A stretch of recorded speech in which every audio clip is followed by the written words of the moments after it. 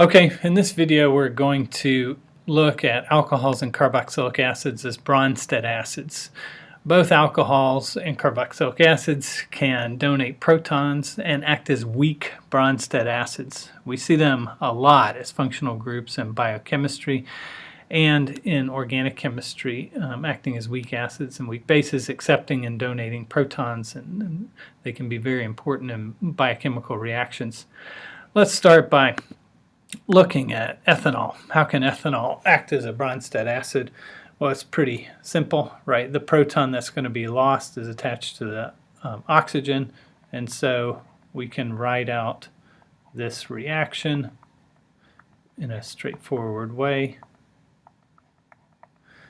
where that proton is lost to generate, this is called an alkoxide anion, right? We've got an oxide here, negatively charged oxygen with an alkyl group attached to it. Oop, this should be it, 2 right there. And a release of a proton. We said that alcohols and carboxylic acids are weak acids, and so we should really think of this as an equilibrium that's happening. It turns out ethanol is a really weak acid with a very small Ka value of about 1 times 10 to the negative 16th. Okay, it means that it rarely loses that proton.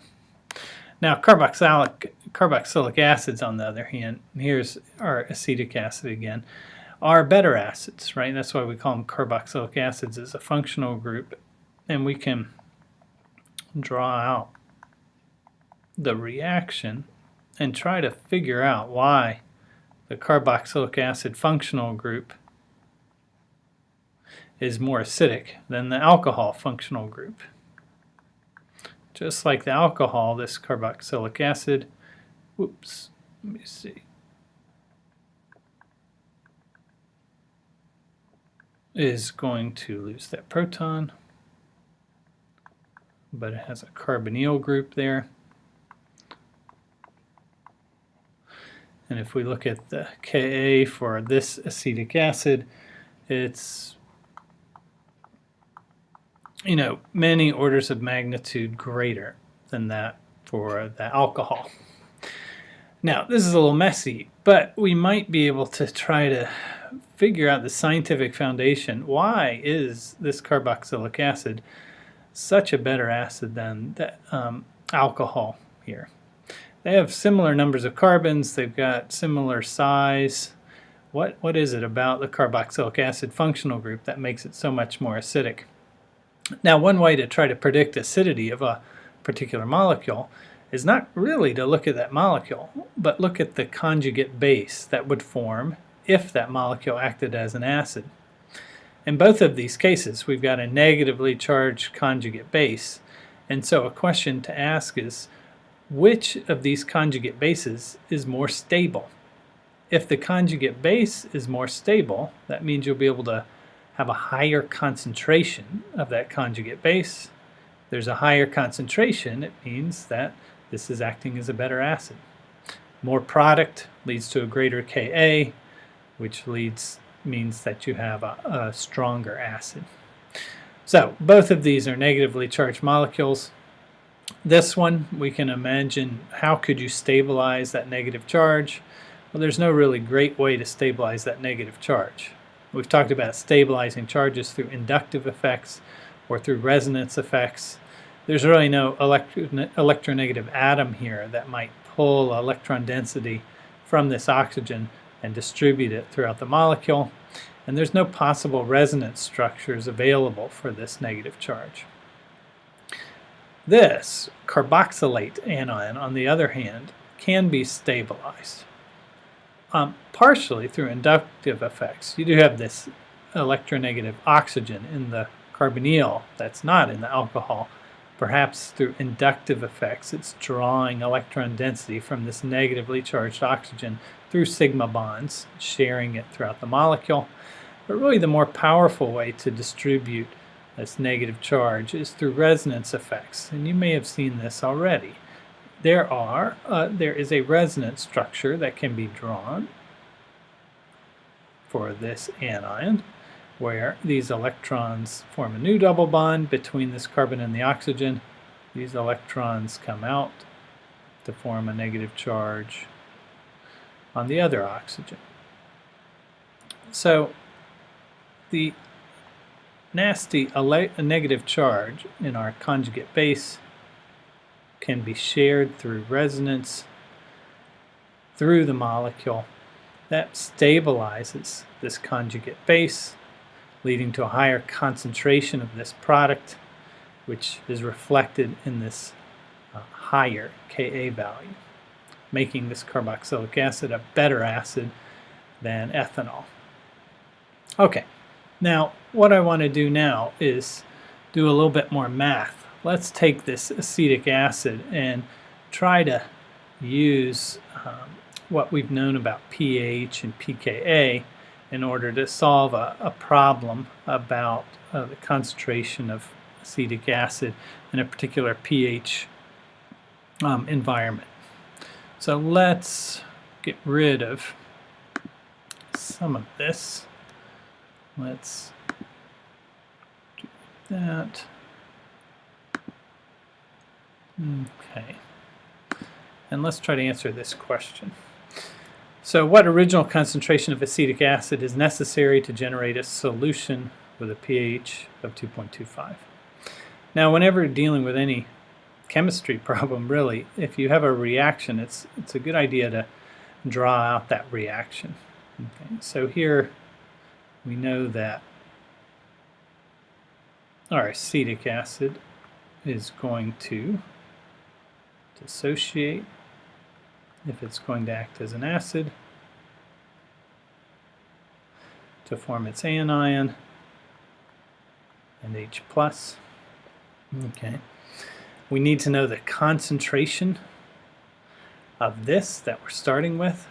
So let's just say that's X.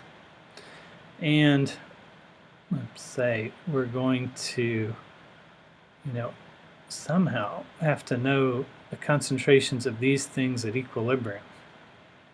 Well, at equilibrium, we know that, some of this molecule is going to dissociate to form the conjugate base and H+. But we've got a problem here. We've got two unknowns. So we've got to get rid of one of these unknowns. Do we have any more information in this problem? Well, we're told that this solution's at a pH of 2.25. We know that pH should be able to tell something about the concentration of H+, right? That's what pH is, the negative log of H+. And so we should be able to use the pH in order to solve for Y. And then maybe we can use the Ka value, 1.75 times 10 to the negative fifth. Let me remind you of that. In order to solve for the original concentration of acetic acid. So let's start with solving for Y, right? We know that pH equals negative log of H+, or Y in this case.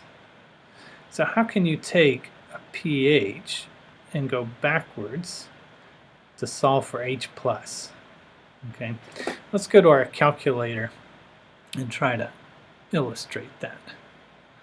Okay, now if you have a pH of 2.25, you really want to know what you had to take the negative log of to get that 2.25. And so the way to do it is to really take 10 to the negative of what that pH was. Okay, on this calculator I did y to the x and I said y was 10. I'm taking 10 to the negative 2.25. Some of your calculators may have an inverse log, and that'll be the same thing. It's 10 to the whatever. Okay, now let's see what answer it gives us. 5.62 times 10 to the negative 3. I often like to check this, right, to make sure I did this right. If this is the concentration of H+, then I should be able to take the negative log of it and get the pH I'm talking about. So let's try that. Let's take the negative log of my answer, and it better be 2.25. 2.25. Okay. So the concentration of H plus, that gives us a pH of 2.25, is 5.62 times 10 to the negative third. Let me write that down quick. Right? So Y equals, I already forgot it. What is it? 5.62 times 10 to the negative third. 5.62 times 10 to the negative third. What units is that? Molar. Okay. Now we're in business. We are trying to solve for this original concentration of acetic acid. We know that the Ka is 1.75 times 10 to the negative fifth. And we know that Ka is equal to products divided by reactants. So we have Y squared over X minus Y. We know what Y is, okay, and we can ignore this minus Y because it's going to be much less than our original concentration of acetic acid. So let's continue this math here. 1.75 times 10 to the negative fifth equals this squared over X. What is this squared? 5.62 times 10 to the negative third. Let's square it. And we get 3.16 times 10 to the negative fifth.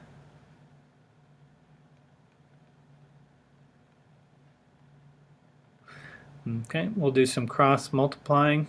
So X times 1.75 times 10 to the negative fifth equals 3.16 times 10 to the negative fifth.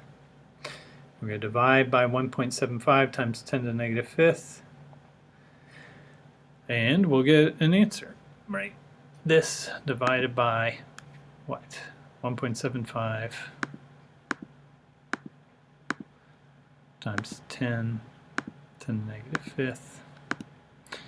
1.81 is the answer. Whoop.